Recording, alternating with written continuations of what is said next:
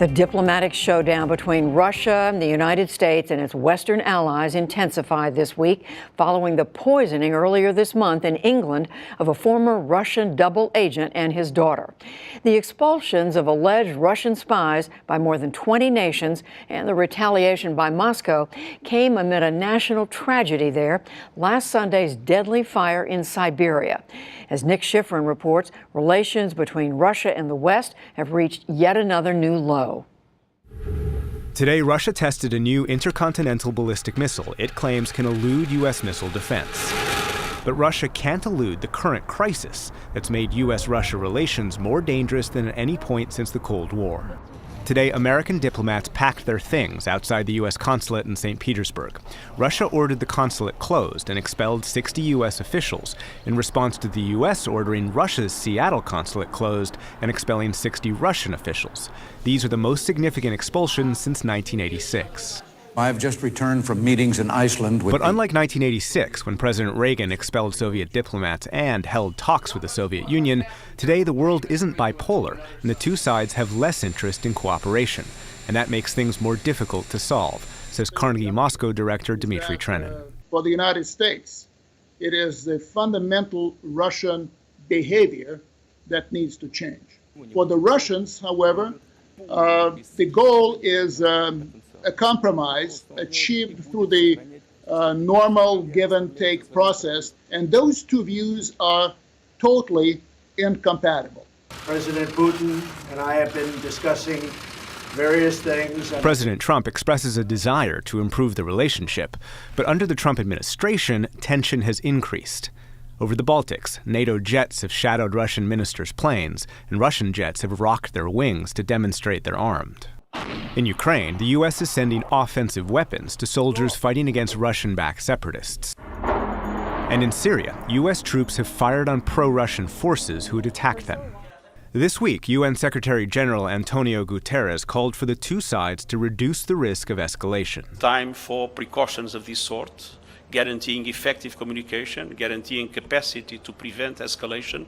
I do believe that mechanisms of this sort are necessary again. For Putin, the tension is an opportunity. He's portrayed himself as the only leader strong enough to stand up to a powerful external enemy.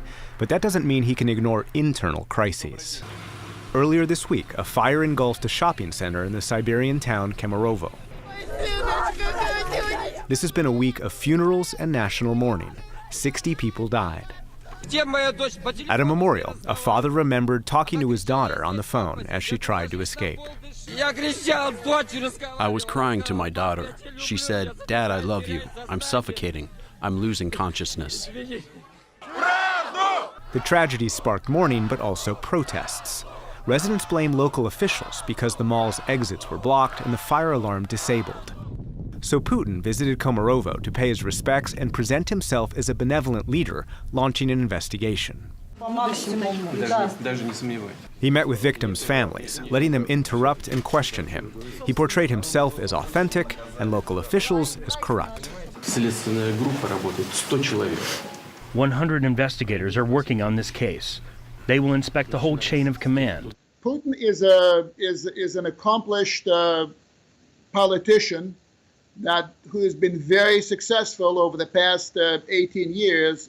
But a lot of people under him, the bureaucracy, feel that they are only responsible to the Tsar, that they are totally irresponsible and can be totally irresponsible to the population. Putin's critics accuse him of facilitating the kind of low-level corruption and ineffectual local governance that led to the fire. The fire also shows the limits of Putin's control. Russia is a combination of top-down control and anarchy.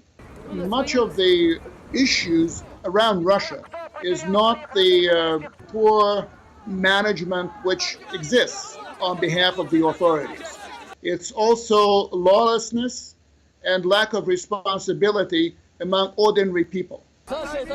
Those ordinary people direct their ire at the local government, as Putin portrays himself as confronting local corruption and simultaneously an aggressive West.